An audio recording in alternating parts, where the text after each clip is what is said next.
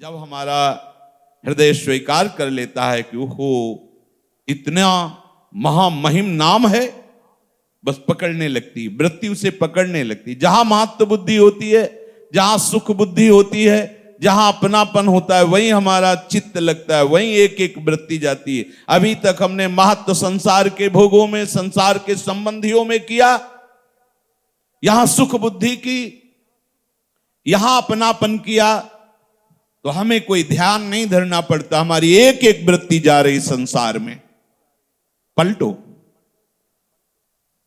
अपनी बुद्धि को पलटो, उसके निश्चय को बदलो। महत्व प्रिया प्रीतम के नाम में, अपनापन केवल प्रिया प्रीतम से, आशा केवल प्रिया प्रीतम के दासत्व सुख की। देखो अभी वृत्ति तुम्हारी तन्मय हो जाएगी, अभी तन्मय हो जाएगी। अपनापन संसार से करो, महत्व बुद्धि संसार में करो, सुख बुद्धि संसार में करो, और भजन प्रभु का करना चाहो, असंभव। इसीलिए ऐसा आपको लगता है भजन करना बड़ा कठिन है। कैसे तुम्हें बताएं? जिस समय आप अपनापन केवल प्रभु से करेंगे, महत्व बुद्धि केवल प्रभु में, सुख बुद्धि केवल प्रभु में, तो सच्ची मानिए भजन करना नहीं पड़ता। नाचता है नाम हृदय में, नृत्य करता है हर समय, जैसे किसी कोई विशेष नशा किए हो और एक ही बात नशे में घूमती हो, ऐसे नाम जापक के केवल नाम घूमता रहता है। रूप की मादकता चढ़ी रहती है, हृदय आनंद से नाचता रहता है। कहां मृत्यु है? जहां मृत्यु है वहां स्मरण कर रहे हो, इसीलिए तुम्हें मृत्यु है। आओ अमृत में, नामामृत, रूपामृत, लीलामृत, चरितामृत डूबो। अमृत का चिंतन हो रहा है तो मृत्यु की मृत्यु हो गई। कहां मृत्यु, कहां दुख, कहां क्लेश, कहां विकार? आपकी अभी जो भक्ति है बहुत पोली है। जब जो चाहे प्रवेश कर जाता है भक्ति में, और भक्ति चाहिए घनीभूत, जहां किसी का भी प्रवेश न हो। उसे कहते हैं निष्ठा, उसे कहते हैं मत चित्ता, उसे कहते हैं मत धिया, मेरे में बुद्धि अर्पित करने वाला। यही तो उपासना का मार्ग है प्रभु ने जो आपको दिया है। और कह रहे हैं अत्यंत मेरे में आसक्त, अत्यंत आसक्त। ये बड़ी काम की बात है। हम अत्यंत आसक्त हैं अपने विचारों के द्वारा दिए गए भोग सुख में। देख लो, हमने संकल्प लिया, कसम खाई, फिर भी गिर गए। ये अत्यंत आसक्ति का लक्षण है। अब आप में सामर्थ्य नहीं रही, आ तो सकती है लेकिन जाने में बहुत कठिनता, इसी का नाम आसक्ति है। और प्रभु में आसक्ति हो जाए, क्या उपाय है? तो कह रहे हैं जैसी हरिवंश यथामति वर्णत कृष्ण रसामृत सार, श्रवण सुनत प्रापक रति राधा पद अंबुज सुकुमार। अत्यंत आसक्ति हो जाएगी प्यारी जू और प्यारे जू के चरणों में। जो अत्यंत आसक्ति वाला है, अत्यंत आसक्ति, जब तुम्हारे हृदय में नाम जप का भाव प्रकट होगा ना, तो बोलना ऐसा लगता है कि मानो हमें दंड दिया जा रहा है। जब बोलना पड़े ऐसा लगता है कोई बोले ना, चल रहा है बस चुपचाप सुनते रहो। कैसी कैसी भावमयी तरंगे, कैसी कैसी सुंदर सुंदर स्फुरणाएं जब नाम निरंतर चलता है। अभी चला के तो देखो धीरे धीरे। ना बोलना अच्छा लगता है, ना कोई भी व्यवहार अच्छा लगता है, कोई चाह नहीं रह जाती। जब निरंतर नाम चलने लगता है, निरंतर स्मरण चलने लगता है, तो वो मेरे परायण हो जाता है। प्रभु कह रहे हो मेरे परायण हो जाता है। फिर मैं उसे वो श्रेष्ठ ज्ञान प्रदान करता हूं जिससे वो निष्पाप होकर परम पद में आरूढ़ हो जाता है। ज्ञान विज्ञान संयुक्ते दुजे गवि गजादिषु समेक्षणा महात्मानः पंडिता स्वपचे शुनि। वो मैं कैसा ज्ञान देता हूं कि उसके हृदय में ये विज्ञान प्रकट होता है। विज्ञान तात्पर्य अनुभव, उस ज्ञान का अनुभव प्रकट होता है।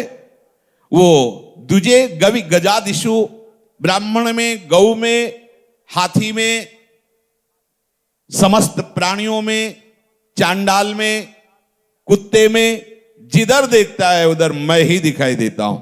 ये भगवत प्रदत्त विज्ञान है, बोध है। जिसके हृदय में ऐसी समदर्शन वृत्ति प्रकट होती है, वस्या स्वर्गो जगत तेषाम जीवन मुक्ता समेक्षणा यतो अदोषम ब्रह्म समम तस्मात् तैर विषयी कृतम। जिसका हृदय ऐसी क्षमता से युक्त हो जाता है, उसे ही कहते जीवन मुक्त महापुरुष परमहंस। जितने भी लोकांतर है, उन सब पर वो विजय प्राप्त कर चुका। स्वर्ग से लेकर ब्रह्मलोक तक, नीचे के सब लोग, अब उसे कोई परास्त नहीं कर सकता। ऐसा वो त्रिभुवन विजयी महात्मा, जीवन मुक्त महापुरुष परमहंस कहा जाता है। प्रिया प्रिय प्राप्य हर्ष द्वेषौ ये प्राप्नुवन्ति न ब्रह्माश्रिता असम्मूढ़ा ब्रह्मज्ञाः समबुद्धयः। वो महात्मा ऐसी क्षमता को प्राप्त हो जाता है कि बड़े से बड़े प्रिय वस्तु, व्यक्ति, पदार्थ, स्थिति आदि में वो हर्षित नहीं होता। अप्रिय, बड़े से बड़े अप्रिय घटना, अप्रिय व्यक्ति, अप्रिय वस्तु में उसे शोक नहीं होता। वो हर्ष शोक में सम बुद्धि युक्त महात्मा सदैव ब्रह्म में, भगवत स्वरूप में, मेरे में स्थित रहता है। प्रश्न हुआ कि भगवान, तीनों लोकों में यहां से लेकर ब्रह्मलोक तक यथार्थ सुख क्या है? विशारद आप ही जानते हैं कि यथार्थ सुख क्या है, इसलिए कृपा करके हम जानना चाहते हैं यथार्थ सुख क्या है, सच्ची में क्या सुख है।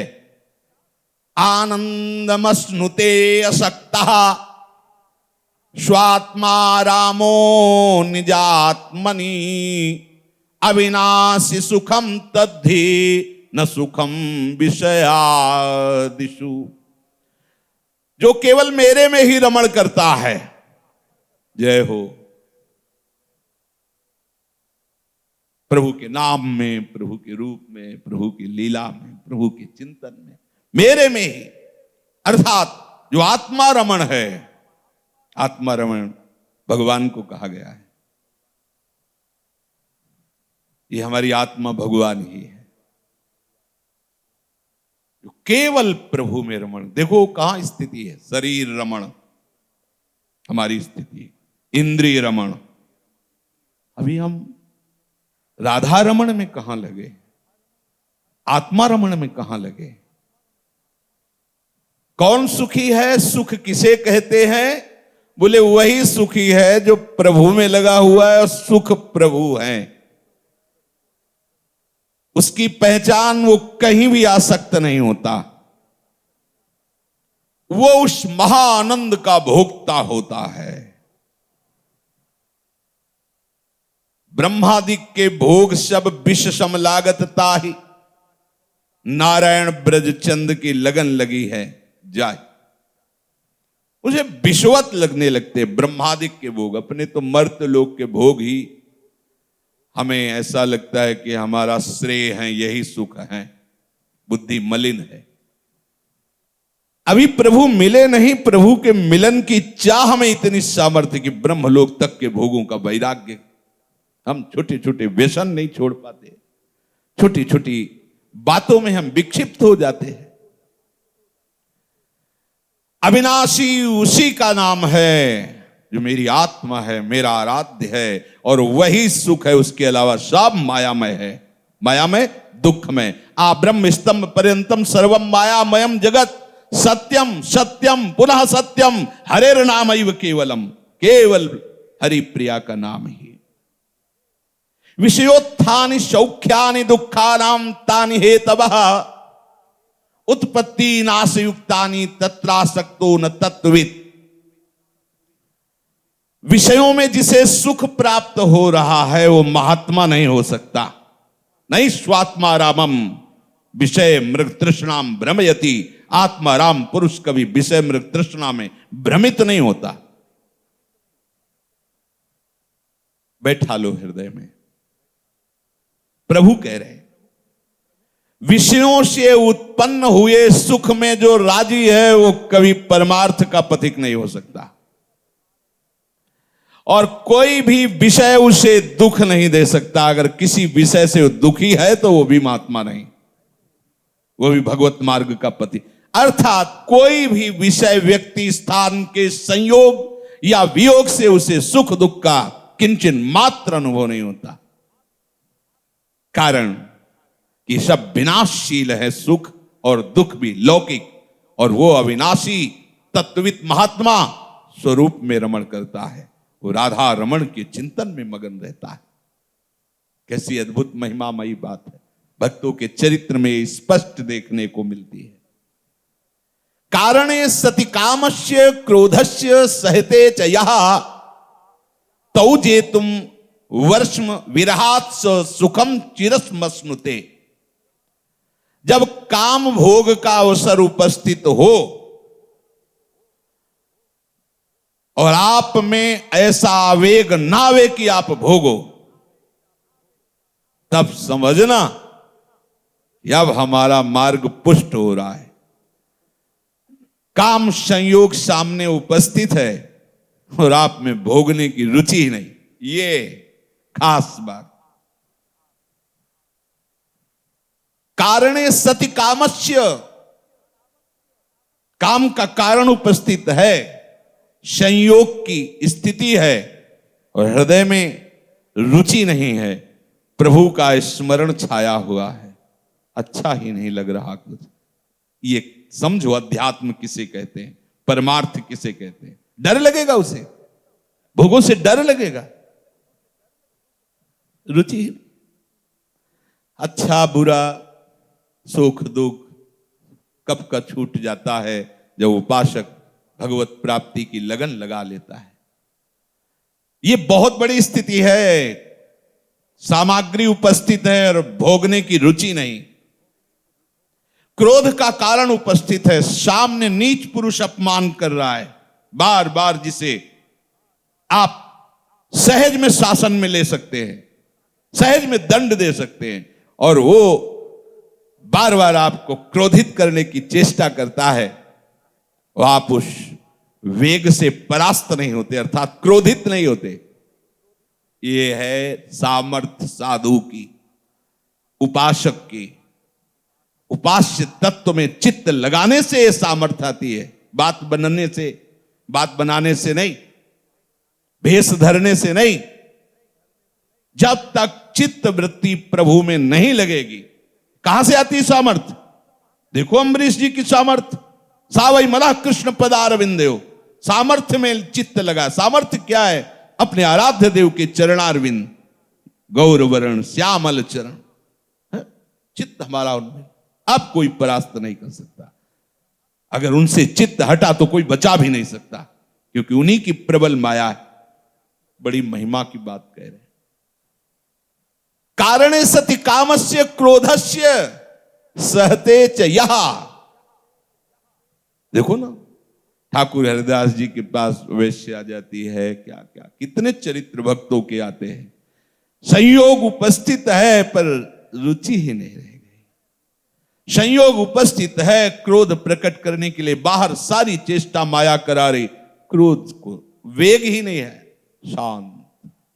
क्योंकि पहले बता दिया भगवान ने कि मैं उसे ऐसा विज्ञान युक्त ज्ञान देता हूं, अनुभव युक्त ज्ञान देता हूं, वो सब में अपने प्रभु को देखता है, तो फिर काम क्रोध की सत्ता ही कहां रह गई।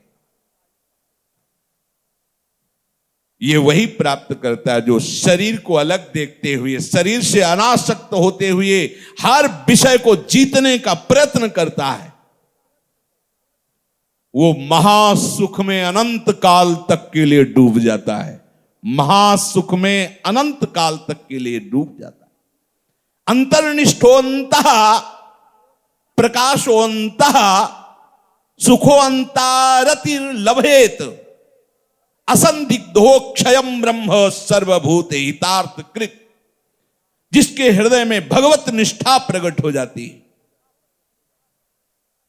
निष्ठा उसे ही कहते हैं बड़ी से बड़ी हानि में भी आपके हृदय में जो भाव बना है वो हटना नहीं चाहिए, उसे निष्ठा कहते हैं। प्राण जाने पर भी निष्ठा ना जाए, खंड खंड हो जाए तन, अंग अंग सत टूक, वृंदावन ने छाड़िबो है बड़ी चूक, ये निष्ठा। चाहे आप भी तिरस्कार करें, मेरी दुर्गति हो, पर मैं आपको नहीं छोड़ सकता, निष्ठा। ये कहा जवान में नहीं, अंतर्निष्ठोंतः प्रकाशोंतः सुखोंता रतिर्लभेत। जिसके हृदय में ऐसी अंतर्निष्ठा प्रकट होती है, उसके हृदय में प्रकाश रहता है, प्रकाशोंतः। ये जो हम धर्म विरुद्ध आचरण, विषय भोगों का चिंतन, ये अंधकार, अज्ञान अंधकार के कारण करते हैं। जब तक ये गुरु निष्ठा, नाम निष्ठा, धाम निष्ठा, इष्ट निष्ठा, इनमें से कोई एक जागृत हो जाए तो सब निष्ठा परिपक्व हो जाएगी। ये निष्ठा जागृत नहीं होती, तब तक ये अज्ञान अंधकार हमारे द्वारा ऐसे आचरण कराता रहेगा। और जहां ये हृदय में निष्ठा ही, अंतर्निष्ठोंतः प्रकाशोंतः, अंतर्निष्ठा आते ही हृदय प्रकाशित हो जाता है।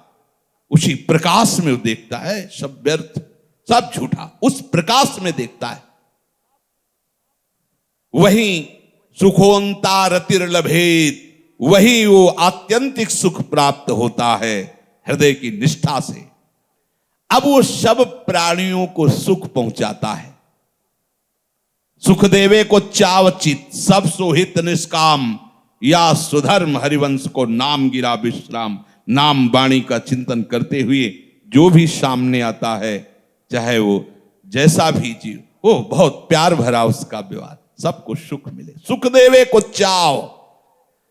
परेशानी, झगड़ा, अधर्म वहीं होता जहां सुख लेवे को चाव, और जहां सुख देवे को वहीं शांति, वही आनंद, वही परमानंद। वो निश्चय अक्षय भगवत सुख को प्राप्त होता है जो ऐसा उपासक होता है। जेतारः षड्पूर्णा ये शमिनो दमिनस्तथा, तेषाम समन्ततो ब्रह्म स्वात्म ज्ञानम विभात्य हो। जब तक उपासक इन 6 दुश्मनों को नहीं परास्त करता, तब तक वो इस आनंद को प्राप्त नहीं होता। काम, क्रोध, लोभ, मोह, मद, मत्सर, षड विकार जित अनघ अकामा, ऐसा। काम, क्रोध, मद, मान न मोहा, लोभ न क्षोभ, राग नहीं द्रोहा, जिनके कपट दंभ नहीं माया, तिनके हृदय बसहु रघुराया। मेरी सो भैया कृष्ण गुण संचु, कुत्सित वाद विकार ही परधन, सुन सिख मंद परति वंश। महाप्रभु, कोई भी महापुरुष जब तक जेतारः षड पूर्णाम ये शमिनो दमिनस तथा, इंद्रियों का दमन करके, मन का समन करके जो इन 6 विकारों पर विजय प्राप्त नहीं कर लेता, वो सर्वत्र ब्रह्म दर्शन, भगवत दर्शन या आत्यंतिक सुख को प्राप्त नहीं होता। इनको परास्त करने के लिए पहले स्वीकार करना होगा, जहां इनका आक्रमण होता है वो मैं नहीं हूं, ये शरीर अंतःकरण। तो आप इन पर शासन, मेरे में काम, मेरे में क्रोध, मेरे, वो देख के मेरे से जलता है। तुम क्यों जलते हो? तुम्हें कैसे पता है वो जलता है? बोले कड़ुआ बोलता है, क्यों सुनते हो? ये तुम्हारी चेष्टा है, व्यर्थ की चेष्टा है, परमार्थ विरुद्ध चेष्टा है, इसीलिए तुम जल रहे हो। नहीं तो तुम परमानंद में, पूरे प्रलयाग्नि में भी तुम परम शीतल और महाआनंद में रहोगे। क्या करे?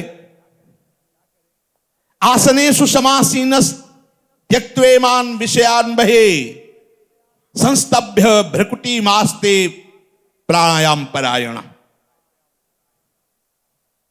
एकांत में बैठ करके जितनी श्वास ऊपर जा रही, खूब नाम जप करो, लंबी श्वास, राधा राधा राधा राधा राधा राधा राधा राधा राधा राधा राधा। यही देखो राधा नाम, यही देखो श्यामा श्याम के चरणारविंद। यहां से धीरे फिर यहां प्रकाशित हो जाएंगे, भ्रकुटी मध्य।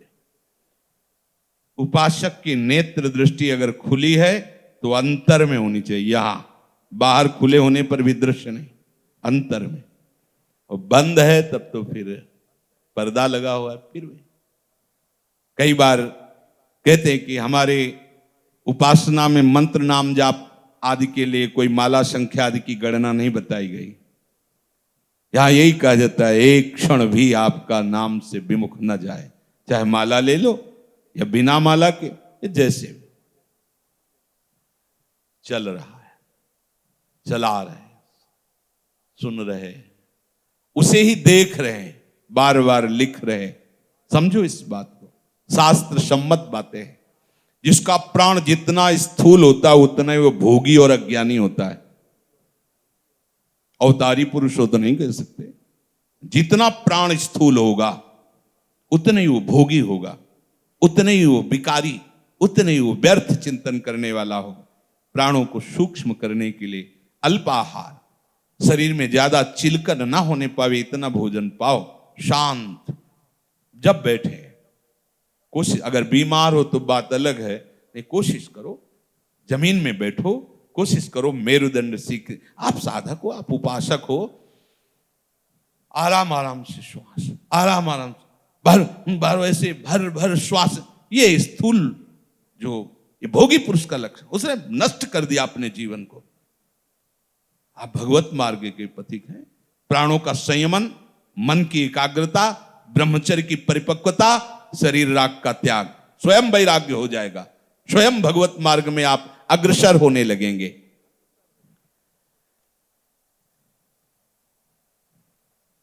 कह रहे सिंहम शार्दूलकम वापी मत्तेभम मृदुताम यथा। जैसे सिंह व्याघ्र आदि बड़ा बलवान होता है, भय प्रकट करता है, ऐसे ही तुम्हारा प्राण है, ये तुम्हें भयभीत करता है। यही प्राणों का मोह ही तो भयभीत करता है। छोड़ो, धीरे धीरे इसे सूक्ष्म करो। प्राणवायु को हल्का आहार, स्थिर बैठने का अभ्यास। जब कष्ट हो बैठने में तो उसी समय चलाओ। जब कोई शस्त्र मुझे नहीं छेद सकता तो शरीर का कष्ट मुझे कैसे प्राप्त हो, ये तो भ्रम है। अरे ऐसे बीमार हो तो बात अलग है। कोशिश करो 4-4 घंटे बिना किसी तरह हिले। ऐसे अभी हितधाम तक चलती रही दिनचर्या गुरु कृपा से। कोई पंखा नहीं, कोई पसीना से लथपथ, एकदम शीतल शरीर, शांत, हिलना नहीं, बिल्कुल हिलना नहीं। ब्रह्मचर्य है तो किस लिए है? आप उपासक हो तो किस बात को? थोड़ी थोड़ी देर में ये खुजलाहट, ये थोड़ा त्वगेंद्री का विषय हो, खुजलाना हो, ये सब शांत, नाम में डूबो, चित्त लग। देखा है, गुरुजनों को देखा है, 10 वर्ष सेवा में रहे, रात के 1 बजे बैठे,